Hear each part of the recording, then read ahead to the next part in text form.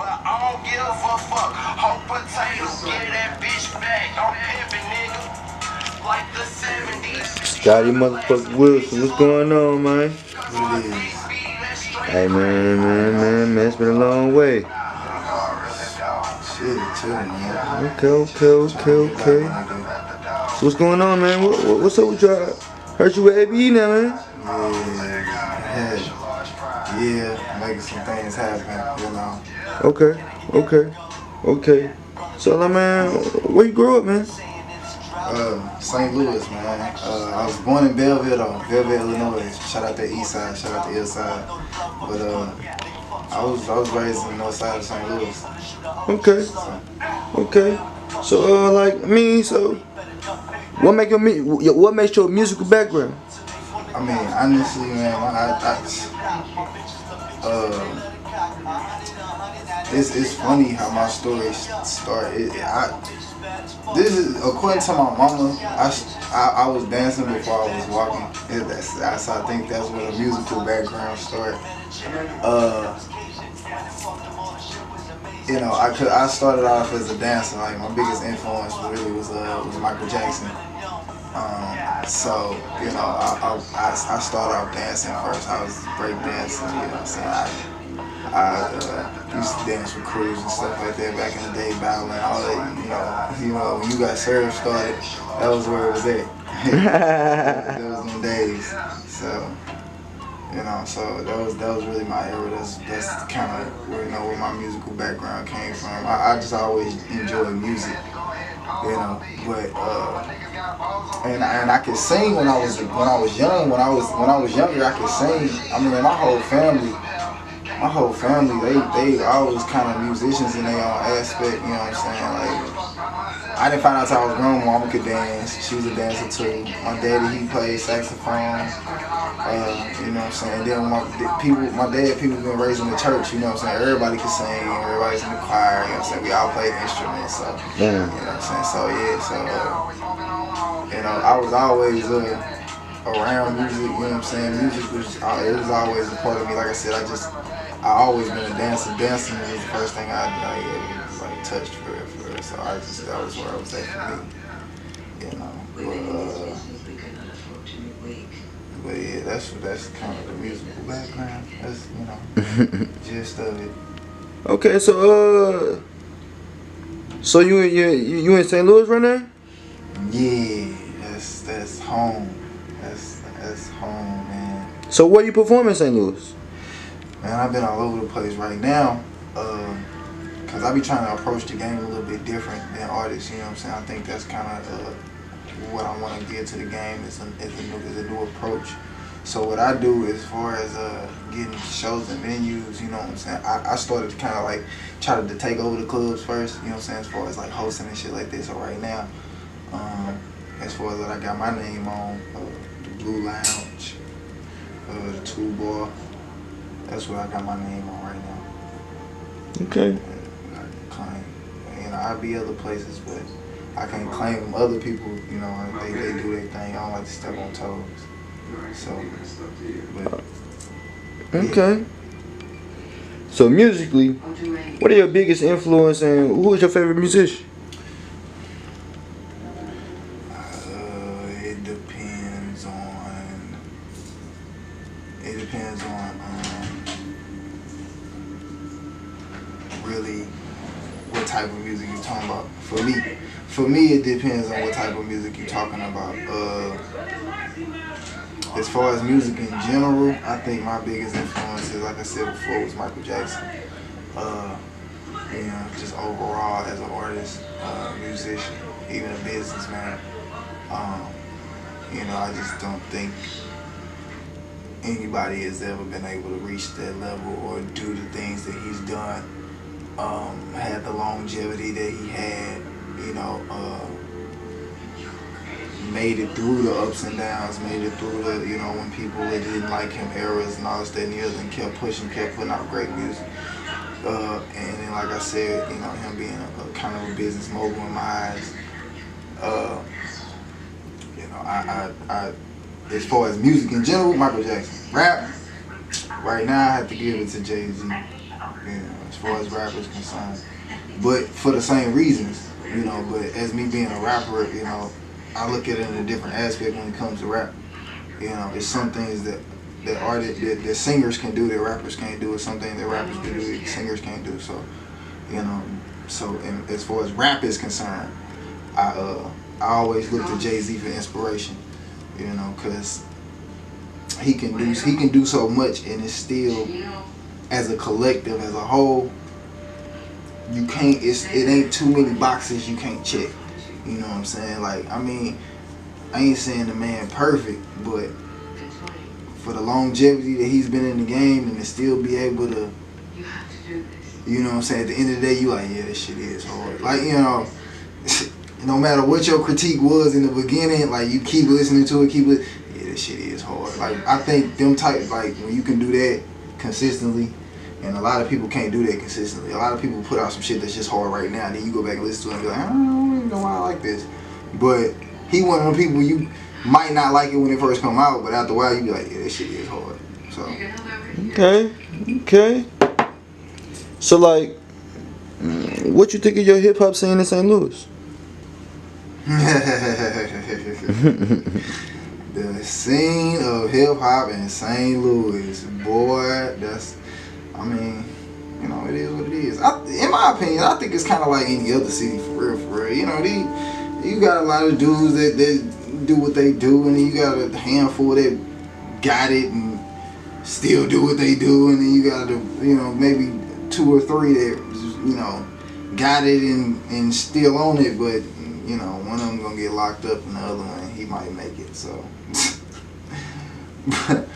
But for real, you know, in all honesty, as far as St. Louis is concerned, man, I got mixed feelings. I really do. I got mixed feelings about how I feel about St. Louis music scene. On the one hand, I hate it. I really do because, you know, it's so many niggas who don't belong in the rap game. They doing it for the wrong reasons, and I don't even mean like on hating shit. Like, I legitimately, me personally, it's not, if you call yourself an artist, I automatically want to see what you about. That's just the type of nigga I am. But it's a lot of niggas, you know, when they tell me their story and when they tell me, you know, how they got into rap and what they be rapping about and why they want to rap and all this, it be so, like, I be like, bro, did you hear what you just said? Like, that was some selfish ass shit you just said. Like, you know, and it's just like, I don't look at rap like it's just a job or a hobby. Like, this is a life. It ain't even a career. It's a lifestyle. You know, people care about what you do when you not in the booth. So it's not just a job, you know what I'm saying, where you carrying this, that, and the other, and you can punch a clock. You can't punch a clock with this rap shit. You know what I'm saying? It's a lifestyle. So, you know, I don't think a lot of guys understand that here. And I don't want to say it's necessarily their fault all the time. A lot of these niggas are in it for the wrong reasons and want it for selfish ass reasons. And I just be, you know, I try to look at them as individuals and be like, well, where did you come to that? Like, you know, why rap? There's a lot of other shit you could do to get to wherever it is you're trying to get to, or do whatever it is you're trying to do by rap. Like, you know, so me personally, I got a real big heart for St. Louis rappers, man, because a lot of these niggas be cold and they be saying some shit, and the reason why they be so cold is because a lot of these niggas just got something to say. It don't even be the fact that they really should be rappers. It's just a lot of these niggas got so much on their chest. They done been through so much shit that they got something to say, and rap is something that black people created as a tool to do that. So to tell somebody that you shouldn't do that, you know what I'm saying, something that was created by their ancestors as well as, you know what I'm saying, a bunch of other people, like, that's kind of mean. So that's why I don't really try to be telling niggas like you shouldn't, but at the same time I just be listening to their stories like, bro, I don't know. But at the same time I think that's kind of life will tell you yay or nay, you know what I'm saying. Me personally, you know, in comparison to St. Louis artists, You know, I feel like I would generally be unhappy if I really tried to do something else. If I completely tried to take rap out of my life, I would generally be like depressed. You know, not all this pit, you know what I'm saying? I would generally not really want to continue, you know what I'm saying, moving forward type shit. Like, I mean, when I'm at work, like, cause I cook, that's what I do at work, you know what I'm saying, I cook, but when I cook, you know what I'm saying, when I be at the gig, I take my speaker to the gig and be listening to music all day long, you know what I'm saying, like when I'm going to work, I'm listening to music, you know, analyzing that shit. I'm not just listening to it, I'm analyzing rap, you know what I'm saying, I'm analyzing old school R&B or whatever I just happen to be listening to. I'm analyzing that shit. I'm nitpicking it. I'm thinking of how I could, you know what I'm saying, use that as a weapon for myself. Like, and I don't think niggas think like that. So I just be wondering, like, do y'all niggas really want this shit for real, for real? So that's why it's like, you know, I say all that to say the rap scene here, you know, I think these niggas is kind of just lost for real, and you know, and they kind of just need direction. I think we all, you know, to a certain extent need direction. I like I said, I analyze motherfuckers, so I get my direction out of a whole bunch of other bullshit, and I just think it's a lot of niggas that can't do that, but they still need the same thing I be looking for, direction, you know what I'm saying, so, you know, but it is a lot of cold ass niggas here. I'm a mama. Okay, so with that being said, like, who are you collaborating with? I done collaborated with, man, let me go through this shit. I done collaborated with a lot of niggas for a long time. I ain't like collaborating. I ain't do that collaborating shit. Cause I just, not cause I didn't fuck with niggas, it was just, I wanted niggas to hurt me because I was a dancer for so long. I ain't think motherfuckers believed that I could rap, and I wanted to prove a point, so, you know, yeah, my nigga, JV, man, yeah, that's one of my favorite collabs, you know, people to collab with, man. You know, he always talking shit in the booth, you know what I'm saying, trying to, telling me, even, you know, he one of them niggas that even if I know I go hard and he know I go hard, he'll still say some bullshit. You know what I'm saying? Just to make me be like, nigga, you can go harder than that. Like, come on now, that ain't the hardest. Like, yo, I fucks with my nigga JV, man. That nigga hard.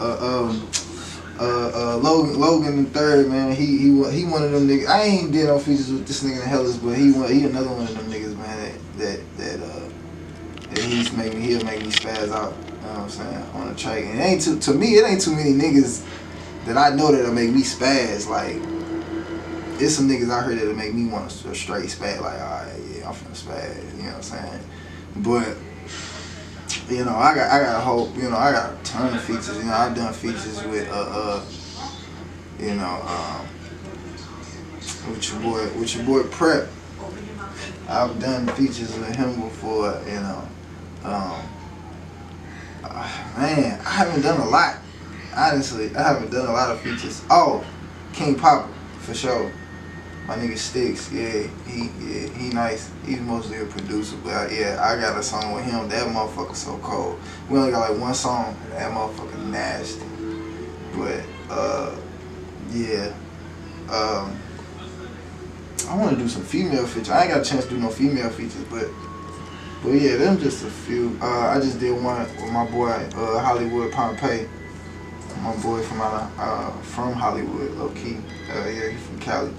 So he just sent me back a little bang I was listening to earlier. You know, there's a lot of people I want to feature with too. But for now, you know, when the people tell me I'm hard, I'll do some more features. I want the people to tell me I'm hard though first. So, I like, in what ways has your new music changed from like the first, when you first started out? From the difference between the music that I make now and the music that I used to make, I don't really know. Well, I guess I can say that maybe it's a little bit more structured, I suppose, because I still talk my shit. I mean, it's not as crazy as it used to be. I used to talk some silly ass shit. Matter of fact, what I was thinking about doing was releasing a series of all my old music up until now, to kind of just show the growth. But I used to say some crazy ass. I used to be one of them, I don't care. I was on the Tyler Creator shit before he was. I didn't go that far with it. I mean, he be saying some wild ass shit. I didn't go that far, but I used to say some silly ass shit. Like, I didn't care. But, you know what I'm saying? But I just wanted to be different. So, you know, and I still think I'm different as fuck. But, you know, now I've tried to, what they call it, put the medicine in the candy. That's what the old folks call it. You know what I'm saying? I'm trying to put the medicine in the candy. Cause you hear the beat and you be like, ooh, who is this? What kind of trap shit is this? And then here I come. Got your ass. Alright, so like, what is your main inspirations for the lyrics that you write? Lyrics, I write lyrics based off things that I see and hear and have in conversations that I have with people. I don't write shit that I've never done or have experienced. You know, the shit that I say, I give you a prime example. I did a song called Nasty Like an Old Nigga. I got that verse, I got that hook from a female telling me, you nasty like an old nigga. You know what I'm saying? So, like, I mean, we was just talking our shit, you know what I'm saying? I was probably doing some shit I ain't no business doing, but that's beside the point. But I'm just saying, like, that's where I get my shit from. Like, you would never hear me saying some shit that that don't have a story. Put it like that. You'll never hear me saying some shit that don't have a story behind it. That don't have, you know what I'm saying? Like, yeah, that came from this, that, and the other, or I was doing this, and this when I, you know what I'm saying, said that. Or this is where I got that from. You know, everything I say has a story. You know, I don't know if I would consider myself a storyteller, but, you know, but yeah. Alright, so like, what be your dream venue you would like to go to? I heard the Garden is the truth. I heard that's some shit that you can't, you know, replicate. I want to do the Garden one time, at least once in my life. I feel better. Alright, so one time for the one time. ABE salute. It was good, you know. You already knew what it is. It's your boy Scotty motherfucking Wilson, ABE representative. Holla at you, boy. Bang.